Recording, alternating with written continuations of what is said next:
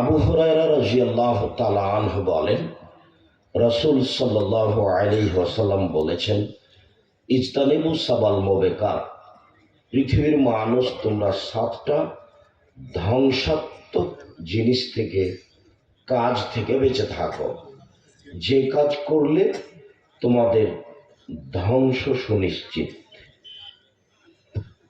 ফলাফল সে জাহান্নামে যাবে।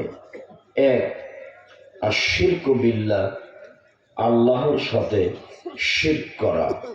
2, কাতলুন নাফস, মানুষকে অন্যায়ভাবে হত্যা করা। 3, অসেহর, জাদু করা।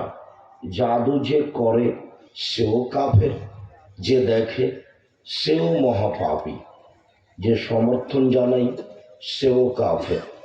জাদু মহাপাপের কাজ। 4, আকলুর রিবা, সুদ খাওয়া।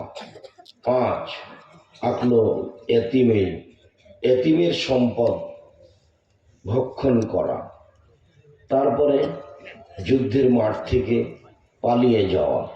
শেষে হলো সতীসাধ্যী কোনো নারীর প্রতি অপবাদ লাগানো।